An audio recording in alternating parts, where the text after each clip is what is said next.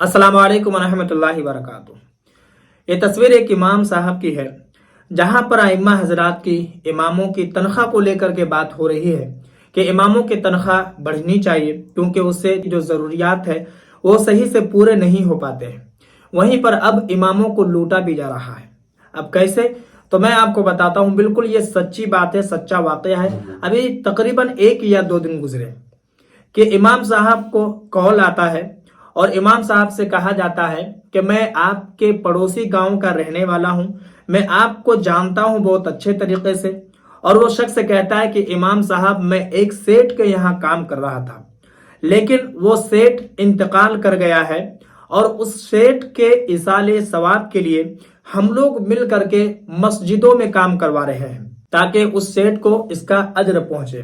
तो इमाम साहब, हम लोगों की ये ख्वाहिश है कि आपके मस्जिद में भी काम कराएं, मार्बल लगवाएं, टाइल्स लगवाएं। इमाम साहब बड़े भोले भाले थे और वो इमाम साहब भी सोचे कि ये तो बहुत अच्छी बात है कि मस्जिद का काम हो जाएगा। हालांकि जिस मस्जिद के भी इमाम होते हैं, उसके साथ अवाम जितने भी बुरे बर्ताव करे, लेकिन वो इमाम अवाम के लिए और मस्जिद के लिए हमेशा अच्छा ही सोचता है। तो वो इमाम साहब कहते हैं कि ठीक है, इजाजत है, आप माल ले आइए और मस्जिद का काम शुरू कीजिए। थोड़ी देर के बाद वो शख्स फिर इमाम साहब को कॉल करता है और कहता है कि इमाम साहब, जो लेबर मजदूरी कर रहे हैं, जो माल गाड़ी पर लगा रहे हैं, लाद रहे हैं, कुछ पैसे देने में कम हो रहा है, आपसे गुजारिश है कि 500 रुपए आप मुझे भेज दीजिए। और इमाम साहब सोचे कि जब इतने रुपए का वो काम करवा रहा है तो 500 की बात है, दे देते हैं। वो इमाम साहब ने 500 दे दिया। उसके थोड़ी देर के बाद फिर वो शख्स फोन करता है और कहता है कि इमाम साहब, गाड़ी जो आपके वहां जाएगी तो रास्ते में गाड़ी का जो तेल खर्च आएगा और जो लेबर, जो ड्राइवर रास्ते में कुछ खाएंगे पिएंगे, उसके लिए अगर आप मुझे 1000 रुपए दे दें तो बड़ी मेहरबानी होगी। उस इमाम साहब ने 1000 रुपए और भी भेज दिए, यानी कि इमाम साहब ने 1500 रुपए भेज दिए।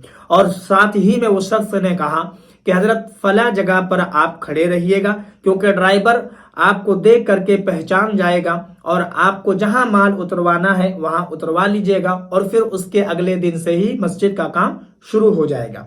वह इमाम साहब बताए हुए वक्त पर पहुंच जाते हैं, खड़े होते हैं, इंतजार करते हैं, और तकरीबन 1-2 दिन तक यह मामला चलता है। दोबारा उस नंबर पर जब फोन कर रहे हैं तो उस नंबर पर फोन भी नहीं आ रहा है। बड़े अफसोस की बात है, और ये किसी और का नहीं बल्कि मुसलमानों का काम है।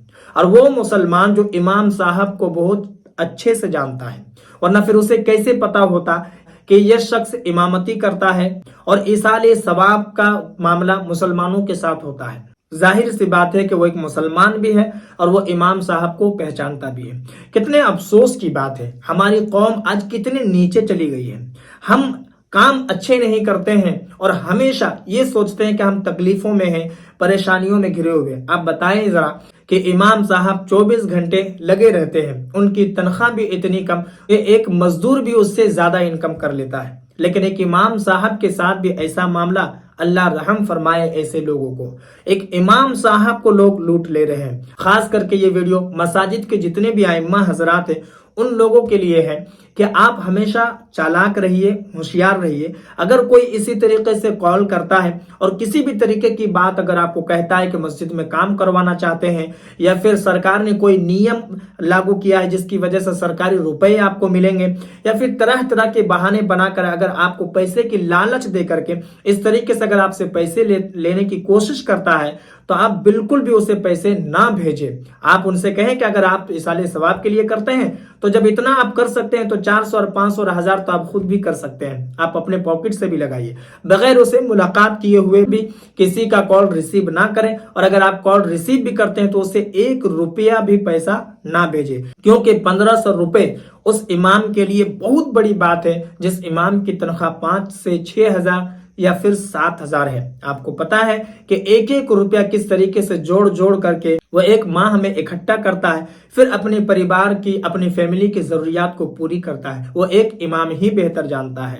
اس ویڈیو کو جتنا ہو سکے مسلمانوں میں ضرور شیئر کریں، اور بالخصوص اپنے مسلمان بھائیوں سے میں گزارش کروں گا کہ آپ کے محلے میں جو امام صاحب ہیں ان کو آپ ضرور آگاہ کر دیں، اور آپ بھی اس طریقے سے آگاہ ہو جائیں تاکہ آپ کو بھی کوئی شخص اس طریقے سے ٹوپی نہ پہنائے۔ باقی اگر مجھے بولنے میں اور سمجھانے میں کوئی کمی بیشی رہ گئی ہو تو آپ ضرور میری اصلاح کریں، اور اگر نئے ہیں چینل پر تو چینل کو بھی ضرور سبسکرائب کر لیں۔